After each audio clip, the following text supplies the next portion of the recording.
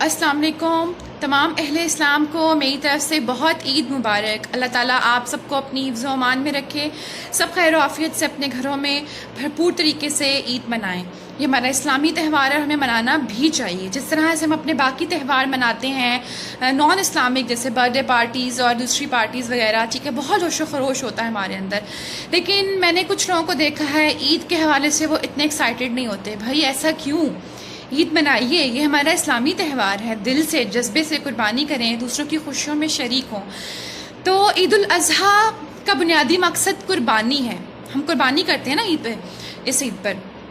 اب یہاں پر ہم نے جو قربانی کا اصل مقصد جو معنی ہے وہ ہم نے یہاں پر سمجھنا ہے کہ اصل معنی کیا ہے قربانی کا۔ بظاہر تو ہم جو قربانی کرتے ہیں، ہم کسی جانور کو لے کے آتے ہیں، گائے، بکرا، اونٹ، دمبا، ٹھیک ہے، اور ہم قربانی کرتے ہیں۔ یہ تو ہمارا پریکٹیکلی ایک ٹاسک ہوتا ہے، پریکٹس کرنی ہوتی ہے ہم نے اس پہ، ٹھیک ہے، لیکن اصل جو مقصد اس کے پیچھے چھپا ہے اس کو جاننا بے حد ضروری ہے۔ ہم اس روایت کو نہ لے کر چلنا کہ ہمارے باپ دادا یہ کرتے تھے تو ہم بھی قربانی کے جانور لاتے ہیں اور اس کو ذبح کر لیتے ہیں، دیٹس اٹ۔ نہیں، اس کے پیچھے بنیادی تعلیمات کیا ہیں، سنت ابراہیمی کا جو یہ پرپز ہے یہ کیا ہے، اس کی کیا اصل نیت اور جذبہ اس میں پیش ہوتا ہے، وہ ہم نے یہاں پر دیکھنا ہوتا ہے، لیکن حقیقتاً ایسا ہوتا نہیں ہے۔ آپ کی نیت، آپ کا جذبہ، آپ کا عمل، یہ بیسک چیز ہے، ٹھیک ہے۔ اللہ تعالیٰ کو اس بات سے کوئی غرض نہیں ہے کہ آپ کتنے لاکھ کا جانور لائے، کتنے ہزار کا جانور لے کر آئے، چھوٹا لائے، بڑا لائے، کس طرح سے، ٹھیک ہے۔ اللہ کے نزدیک وہ تقویٰ، وہ جذبہ قابل قبول ہے جس بہاف پر آپ قربانی کر رہے ہیں۔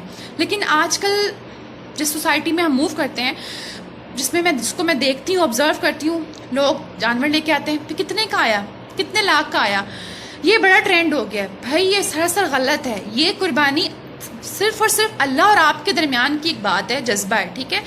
تو دوسروں کو کیوں بتا رہے ہیں آپ، اور بڑے شان سے، فخر سے اکڑ کر آپ گردن اونچی کر کے اس کی رسی پکڑ کر اور آپ لے کر چل رہے ہیں، اس کو گلی میں بڑے شان سے لے کر جا رہے ہیں، ٹھیک ہے۔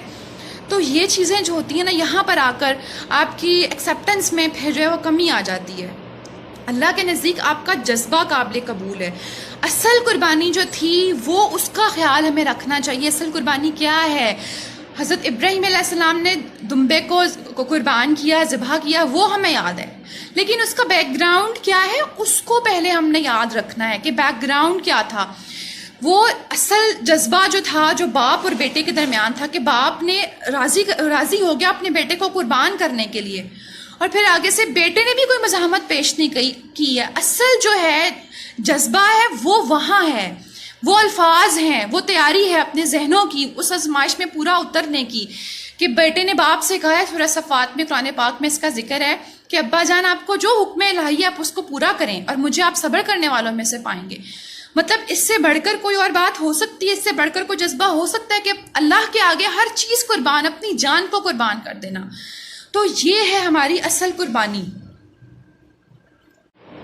اور قربانی کا ثواب جو ہے وہ انکاؤنٹیبل ہے، آپ اس کو کاؤنٹ نہیں کر سکتے، اتنا زیادہ ثواب ہے قربانی کا کہ جانور کے جسم پر جتنے بال ہوتے ہیں اس ایک ایک بال کے بدلے میں لاکھوں ہزاروں نیکیاں انسان کو ملتی ہیں اس کے بدلے میں۔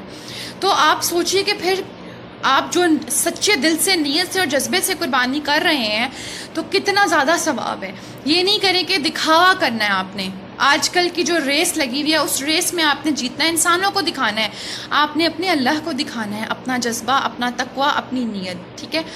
اور قربانی صرف جو ہے ایک اس مخصوص دن کے لیے نہیں ہے، پریکٹس جو ہم نے کرنی ہے، جانوروں کو ذبح کرنا ہے، اپنی جو حلال کمائی میں سے لا کر اس کو پیار کر کے اس کو ذبح کیا، وہ آپ نے پریکٹس کیا۔ قربانی تو آپ اپنی زندگی کے ہر لمحے، ہر سانس کے ساتھ کر سکتے ہیں، پورا سال قربانی کر سکتے ہیں، اپنے جذبات کی قربانی دیں، احساسات کی قربانی دیں، اپنی پیاری چیز کو کسی دوسرے کی ضرورت پر جو ہے وہ ترجیح دیں، اپنی ضروریات کو بعد میں رکھیں، دوسروں کا خیال رکھیں، یہ بھی سب قربانیاں ہیں۔ یہ پریکٹس ہم سارا سال کرتے رہیں گے تو جب یہ دن آئے گا عید الاضحیٰ کا تو ہمیں سمجھ میں آئے گا کہ یہ قربانی کا مقصد کیا ہے۔ تو قربانی ہر روز کیجیے، ہر لمحہ کیجیے، دوسروں کا خیال رکھتے ہوئے۔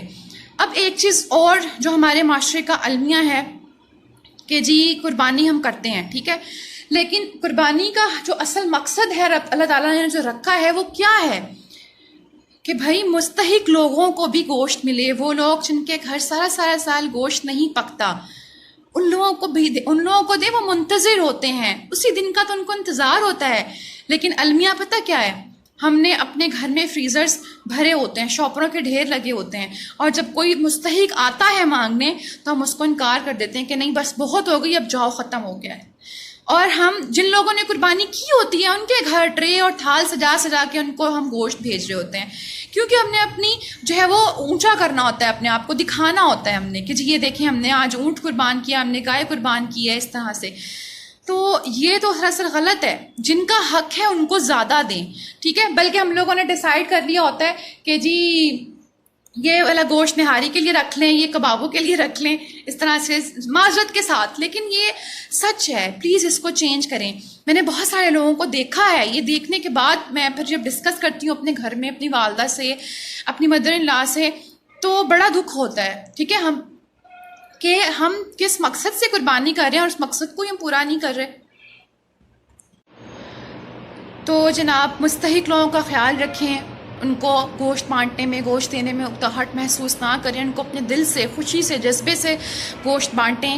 اللہ کی مخلوق کو راضی کریں تو اللہ بھی راضی ہوگا آپ سے, اور اپنی خوشیوں میں سب کو شریک کریں, اپنی انا کو قربان کریں, اور سب کے ساتھ مل کے بیٹھیں, اپنے بہن بھائیوں کے ساتھ ٹائم سپینڈ کریں, اور بھرپور طریقے سے جو عید منائیں. اپنا بہت سارا خیال رکھیں اور مجھے بھی دعاؤں میں یاد رکھیں. اللہ حافظ.